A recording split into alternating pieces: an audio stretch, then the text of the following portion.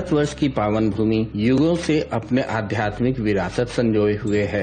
एक ऐसी भूमि जो सदैव ज्ञान, विज्ञान और तत्वदर्शियों के मार्गदर्शन में पुष्पित पल्लवित हुआ है। ईश्वरीय अवतारों का अवतरण और उनका मार्गदर्शन व शिक्षाओं से सिंचित यह भूमि अपने में बहुतेरे विविधताओं को समेटे हुए है। सांस्कृतिक विभिन्नता और आध्यात्मिक श्रेष्ठता यहाँ के जनमानस के जीवन शैली में प्रत्यक्ष रूप से दिखता है। ईश्वर के प्रति प्रेम व भक्ति भाव यहाँ की संस्कृति के रग रग में रचा बसा है। यह भूमि है सांस्कृतिक विविधताओं की, जहाँ मान्यताएं, परंपराएं सदियों से चली आ रही हैं और आज भी अपना जीवंत रूप धारण किए हुए है।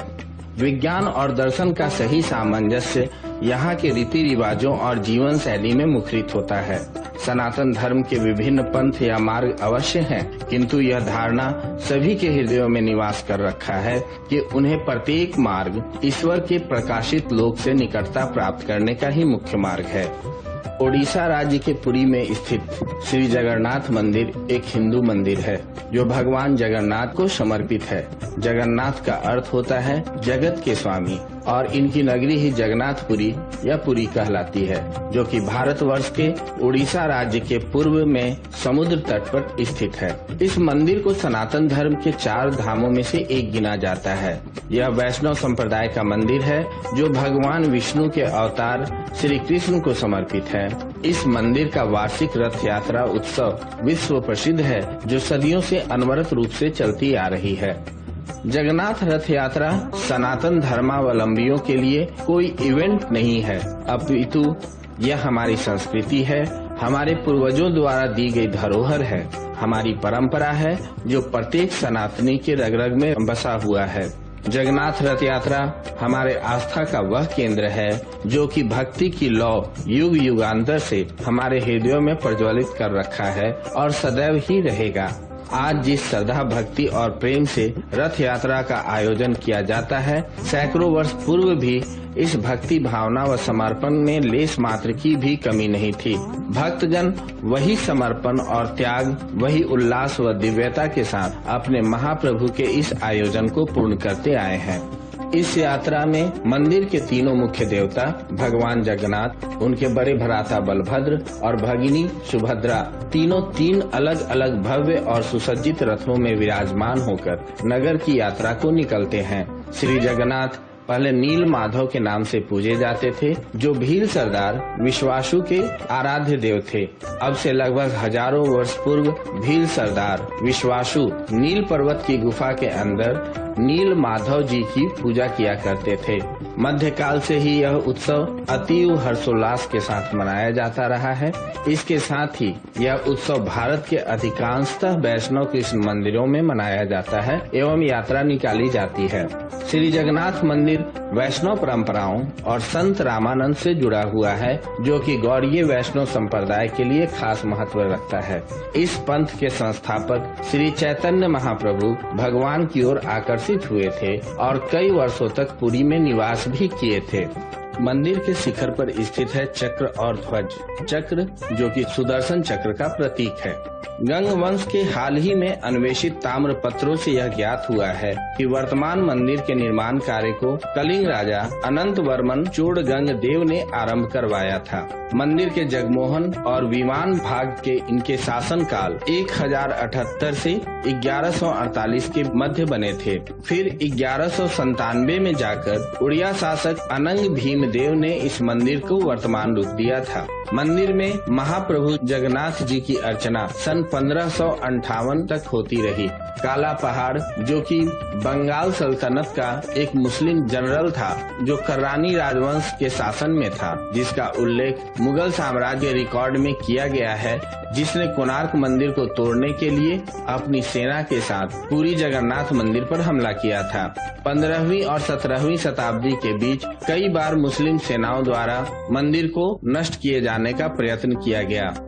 अफगान जनरल काला पहाड़ ने उड़ीसा पर हमला किया और मूर्तियां तथा मंदिर के भाग को ध्वंस किए और पूजा बंद करवा दी गई तथा जगन्नाथ जी के विग्रहों को गुप्त रूप में चिल्का झील में स्थित एक द्वीप में रखा गया। बाद में रामचंद्र देव के खुर्दा में स्वतंत्र राज्य स्थापित करने पर मंदिर और इसकी मूर्तियों की पुनर्स्थापना हुई। इस मंदिर के उद्गम से जुड़ी परंपरागत कथा के अनुसार भगवान जगन्नाथ के इंद्रनील या नीलमणि से निर्मित मूल मूर्ति एक अगरू वृक्ष के नीचे मिली थी। यह इतनी चकाचौंध करने वाली थी कि धर्म ने इसे पृथ्वी के नीचे छुपाना चाहा। मालवा नरेश इंद्रद्युम्न को स्वप्न में यह मूर्ति दिखाई दी थी। तब उसने कड़ी तपस्या की और भगवान विष्णु ने उसे बताया कि वह पुरी के समुद्र तटों पर जाए और उसे एक दारू अर्थात लकड़ी का लट्ठा मिलेगा। उसी लकड़ी से वह मूर्ति का निर्माण कराए। राजा ने ऐसा ही किया और उसे लकड़ी का लट्ठा मिल भी गया।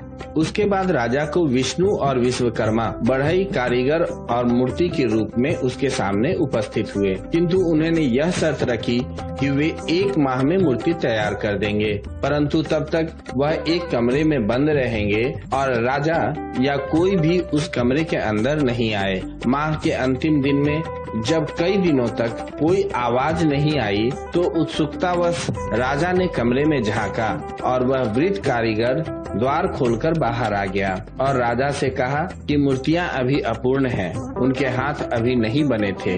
राजा के अफसोस करने पर मूर्तिकार ने बताया कि यह सब दैववश हुआ है और यह मूर्तियां ऐसे ही स्थापित होकर पूजी जाएंगी। तब वहीं तीनों जगन्नाथ, बलभद्र और सुभद्रा की मूर्तियां मंदिर में स्थापित की गयी। महाराजा रंजीत सिंह, महान सिख सम्राट, इस मंदिर को प्रचुर मात्रा में स्वर्ण दान दिया था, जो कि उनके द्वारा स्वर्ण मंदिर अमृतसर को दिए गए स्वर्ण से अधिक था। उन्होंने अपने अंतिम दिनों में यह वसीयत भी की थी कि विश्व प्रसिद्ध कोहिनूर हीरा, जो विश्व में अब तक सबसे मूल्यवान और सबसे बड़ा हीरा है, इस मंदिर को दान कर दिया जाए। लेकिन यह संभव न हो सका क्योंकि उस समय तक ब्रिटिश ने पंजाब पर अपना अधिकार करके उनकी सभी शाही संपत्ति जब्त कर ली थी, वरना कोहिनूर हीरा भगवान जगन्नाथ के मुकुट की ही शान होता। मंदिर का बृहद क्षेत्र 4 लाख वर्ग फुट अर्थात 37,000 वर्ग मीटर में फैला है और 4 दीवारी से घिरा है। कलिंग शैली के मंदिर स्थापत्य कला और शिल्प के आश्चर्यजनक प्रयोग से परिपूर्ण यह मंदिर भारत के भव्यतम स्मारक स्थलों में से एक है। मुख्य मंदिर वक्र रेखीय आकार का है, जिसके शिखर पर श्री विष्णु जी का सुदर्शन चक्र मंडित है। इसे नील चक्र भी कहते हैं। यह अष्ट धातु से निर्मित है और अति पावन और पवित्र माना जाता है। मंदिर का मुख्य ढांचा 214 फीट अर्थात 65 मीटर ऊंचे पाषाण चबूतरे पर बना है। इसके भीतर आंतरिक गर्भगृह में मुख्य देवताओं की मूर्तियां स्थापित हैं। यह भाग इसे घेरे हुए अन्य भागों की अपेक्षा अधिक वर्चस्व वाला है। इससे लोग घेरदार मंदिर की पिरामिडाकार छत और लगे हुए मंडप अट्टालिका रूपी मुख्य मंदिर के निकट होते हुए ऊंचे होते गए हैं। यह एक पर्वत को घेरे हुए अन्य छोटी पहाड़ियों और फिर छोटे टीले के समूह रूपी बना है। मुख्य भवन एक 20 फीट ऊंची दीवार से घिरा हुआ है तथा दूसरी दीवार मुख्य मंदिर को घेरती है। एक भव्य 16 किनारों वाला एकास्म स्तंभ मुख्य द्वार के ठीक सामने स्थित है। इसके द्वार 2 सिंहों द्वारा रक्षित हैं। भगवान जगन्नाथ, बलभद्र और सुभद्रा इस देवी के मुख्य देव हैं। इनकी मूर्तियां एक रत्न मंडित पाषाण चबूतरे पर गर्भगृह में स्थापित है। इतिहास अनुसार इन मूर्तियों की अर्चना मंदिर निर्माण से कहीं पहले से की जाती रही है। संभव है यह प्राचीन जनजातियों द्वारा भी पूजित रही हो। जगन्नाथ धाम 4 वैष्णव धामों में से एक माना जाता है। उड़ीसा के पुरी में विराजमान भगवान जगन्नाथ को भगवान विष्णु के पूर्ण कला अवतार श्री कृष्ण का ही एक रूप माना जाता है। महाप्रभु जगन्नाथ को कलयुग का भगवान भी कहते हैं। पुरी में जगन्नाथ स्वामी अपनी बहन सुभद्रा और भाई बलराम के साथ निवास करते हैं। इसे श्री क्षेत्र, श्री पुरुषोत्तम क्षेत्र, शाक्त क्षेत्र, नीलांचल, नीलगिरी और श्री जगन्नाथपुरी भी कहते हैं। यहाँ लक्ष्मीपति ने तरह तरह की लीलाएं की थी। ब्रह्म और स्कंद पुराण के अनुसार यहाँ भगवान विष्णु पुरुषोत्तम नील माधव के रूप में अवतरित हुए और सबर जनजाति के परम पूज्य देवता बन गए। सबर जनजाति के देवता होने के कारण यहाँ भगवान जगन्नाथ का रूप कबीलाई देवताओं की तरह है। पहले कबीले के लोग अपने देवताओं की मूर्तियों को काष्ठ से बनाते थे। जगन्नाथ मंदिर में सबर जनजाति के पुजारी के अलावा ब्राह्मण पुजारी भी हैं।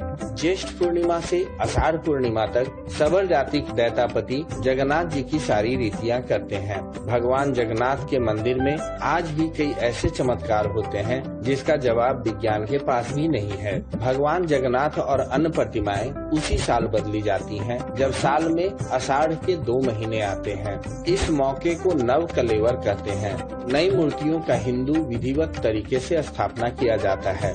मूर्ति बदलने की इस प्रक्रिया से भी कई रोचक किस्से जुड़े हैं। इस विधि के दौरान मंदिर परिसर के साथ लगते क्षेत्र में बिजली काट दी जाती है और पूरा परिसर अंधेरे में डूब जाता है। मुख्य पुजारी के आंखों पर पट्टी बांधी जाती है। कपाट के बाहर जवान तैनात होते हैं और मंदिर के भीतर जाने की किसी भी सूरत में अनुमति नहीं मिलती। केवल मुख्य पुजारी को ही प्रवेश करने की अनुमति होती है जो मूर्ति बदलते हैं। पुजारी के हाथ में दस्ताने होते हैं। वे पुरानी मूर्तियों से ब्रह्म पदार्थ निकालता है और नई मूर्तियों में डाल देता है। ये ब्रह्म पदार्थ क्या है आज तक किसी को पता नहीं चल पाया। इसे आज तक किसी ने नहीं देखा, पर इससे जुड़ी कई सारी किंवदंतियां हैं और रोचक किस्से हैं। इस ब्रह्म पदार्थ का संबंध भगवान श्री कृष्ण से है, मगर आज तक कोई भी पुजारी ये नहीं बता पाया कि महाप्रभु जगन्नाथ की मूर्ति में आखिर ऐसा क्या है। कुछ पुजारियों का कहना है कि जब हमने हाथ में उसे लिया, उछलने जैसा प्रतीत हुआ, मानो जैसे खरगोश उछल रहा हो या दिल धड़क रहा हो। ब्रह्म पदार्थ को लेकर सभी के मन में कई सवाल हैं, जिसका जवाब आज तक किसी को पूर्णता नहीं मिल पाया। जगन्नाथ की यात्रा दुनिया की सबसे बड़ी रथ यात्रा मानी जाती है। हर साल आषाढ़ माह के शुक्ल पक्ष की द्वितीया तिथि को जगन्नाथ भगवान जी की पुरी में रथ यात्रा निकाली जाती है।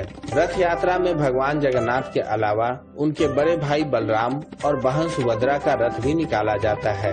इस रथ यात्रा को लेकर मान्यता है कि एक दिन भगवान जगन्नाथ की बहन सुभद्रा ने उसे द्वारिका के दर्शन कराने की प्रार्थना की थी।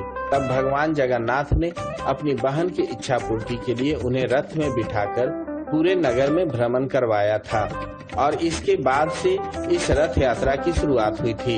जगन्नाथ रथ यात्रा के बारे में स्कंद पुराण, नारद पुराण, पद्म पुराण और ब्रह्म पुराण में भी बताया गया है। इसलिए हिंदू धर्म में इसकी विशेषता है। रथ यात्रा के लिए भगवान बलराम, श्री कृष्ण और देवी सुभद्रा के लिए 3 अलग अलग रथ निर्मित किए जाते हैं। सबसे आगे बलराम जी का रथ, उसके बाद बीच में देवी सुभद्रा का रथ और सबसे पीछे भगवान जगन्नाथ श्री कृष्ण का रथ होता है। बलराम जी के रथ को ताल ध्वज कहते हैं, जिसका रंग लाल और हरा होता है। देवी सुभद्रा के रथ को दर्प दनल कहा जाता है, जो काले या नीले और लाल रंग का होता है, जबकि भगवान जगन्नाथ के रथ को गरुड़ ध्वज कहते हैं। इसका रंग लाल और पीला होता है। इन रथों के निर्माण में किसी भी प्रकार के कील या अन्य किसी वस्तु या धातु का प्रयोग नहीं होता। रथों के लिए काष्ठ यानी लकड़ी का चयन बसंत पंचमी के दिन से ही शुरू होता है। जगन्नाथ मंदिर से रथ यात्रा शुरू होकर यह रथ गुड़िंचा मंदिर पहुंचते हैं। यहाँ भगवान जगन्नाथ, बलभद्र और देवी सुभद्रा 7 दिनों के लिए विश्राम करते हैं। भगवान जगन्नाथ के दर्शन को आड़प दर्शन कहा जाता है। जगन्नाथ मंदिर भारत के सबसे प्रतिष्ठित मंदिरों में से एक है। हर साल लाखों श्रद्धालु यहाँ दर्शन के लिए आते हैं। इस मंदिर से कई अनसुलझे विज्ञान, रहस्य और चमत्कार भी जुड़े हुए हैं, जिनका कोई वैज्ञानिक कारण नहीं है। इतिहासकार और वैज्ञानिकों ने यहाँ तक कि पुजारी और आम लोग भी इतने सालों से इन रहस्यों को सुलझाने की कोशिश कर रहे हैं, लेकिन यह अब तक एक रहस्य ही बना हुआ है और कोई समर्थ नहीं हो पाया है। यह देखा जाता है कि जगन्नाथ मंदिर की शिखर पर लगा झंडा सदैव जिस दिशा से हवा बहती है उसके विपरीत दिशा में ही फहरता है। यह जगन्नाथ मंदिर से जुड़ा एक दिलचस्प दिनचर्या है कि इस अनुष्ठान में एक पुजारी जगन्नाथ मंदिर के गुम्बद पर चढ़ता है, जो करीब 45 मंजिला इमारत जितना ऊंचा है, और हर दिन मंदिर का झंडा बदलता है। माना जाता है कि अगर किसी दिन ऐसा नहीं किया गया तो मंदिर अगले 18 सालों के लिए बंद हो जाएगा। गुम्बद के शीर्ष पर सुशोभित सुदर्शन चक्र 20 फीट ऊंचा है और इसका वजन 1 टन के करीब है। अविश्वसनीय तथ्य यह है कि यह चक्र पूरी शहर के किसी भी दिशा से देखने पर चक्र का मुख देखने पर आपकी ओर ही दिखाई देता है। जगन्नाथ मंदिर के गोपुरम पर चक्र स्थापित करने के लिए उस समय इस्तेमाल की गई इंजीनियरिंग तकनीक अभी भी एक रहस्य बनी हुई है कि चक्र को कैसे ऊपर लाया गया और वहां गोपुरम पर स्थापित किया गया। यह एक वैज्ञानिक सिद्धांत है। तटीय क्षेत्रों में दिन के समय हवा समुद्र से जमीन की ओर बहती है और शाम के समय जमीन से समुद्र की ओर। हालांकि पुरी के मामले में ठीक इसके विपरीत होता है, जहां आप दिन में गर्म हवा और रात में ठंडी हवा का अनुभव कर सकते हैं। यह एक आश्चर्यजनक तथ्य है कि पुरी के जगन्नाथ मंदिर के ऊपर कुछ भी नहीं उड़ पाता। कोई पक्षी, यहाँ तक कि कोई विमान भी उड़ पाने में समर्थ नहीं होते। यह रहस्य अभी भी यथावत है और इसका कोई वैज्ञानिक स्पष्टीकरण भी प्राप्त नहीं हो पाया है। जगन्नाथ मंदिर का निर्माण इस तरह से किया गया है कि आप किसी भी समय मंदिर के मुख्य गुम्बद की छाया नहीं देख सकते। यह इंजीनियरिंग का एक चमत्कार ही है। मंदिर के रसोई घर को दुनिया का सबसे बड़ा रसोई घर माना जाता है। मंदिर के 752 चूल्हों पर 500 रसोइये और 300 सहयोगी साल भर भोग बनाने के कार्य में जुटे रहते हैं। मंदिर के रसोई घर में जहां महाप्रसाद बनता है, वहां बर्तन केवल मिट्टी के होते हैं। यहां बनने वाले भोजन के 7 पात्र एक के ऊपर एक रखकर पकाए जाते हैं। अचंभित करने वाली बात ये है कि भोग सबसे पहले नीचे नहीं ऊपर के पात्र में पकता है। मंदिर में हमेशा एक ही मात्रा में भोग बनता है, लेकिन भक्त की संख्या घटने या बढ़ने पर भी भोग कम या ज्यादा नहीं पड़ता। इतना ही नहीं, मंदिर का कपाट बंद होते ही भोग भी खत्म हो जाता है। जगन्नाथपुरी मंदिर समुद्र के किनारे पर है। मंदिर में एक सिंह द्वार है। कहा जाता है कि जब तक सिंह द्वार में कदम नहीं जाता, तब तक समंदर की लहरों की आवाजें सुनाई देती हैं। लेकिन जैसे ही सिंह द्वार के अंदर कदम जाता है, लहरों की आवाज खत्म हो जाती है। इसी तरह सिंह द्वार से निकलते समय वापसी में जैसे ही पहला कदम बाहर निकलता है, समंदर की लहरों की आवाज फिर आने लगती है। इसके पीछे क्या कारण है, इसका जवाब आज तक किसी को नहीं मिल पाया। जगन्नाथपुरी मंदिर ईश्वर की अनुकंपाओं को और बहुत सारे अनसुलझे रहस्यों को अपने में संजोए हुए है। यह सनातन संस्कृति की गौरवशाली सभ्यता का प्रत्यक्ष प्रमाण है। आज जहां विज्ञान और तकनीकी दिन प्रतिदिन श्रेष्ठता को प्राप्त कर रहे हैं, वही महाप्रभु की अनुकंपा से आशीर्वादित यह मंदिर अभी भी उस भ्रमजाल को तोड़ रहा है। मंदिर के प्रांगण में प्रवेश करने और यहाँ का महाप्रसाद ग्रहण करने का एक अपना ही आनंद है और इस परमानंद की तुलना दुनिया के किसी भी वैभव से नहीं की जा सकती है। जय श्री कृष्ण, जय श्री जगन्नाथ, जय हो महाप्रभु।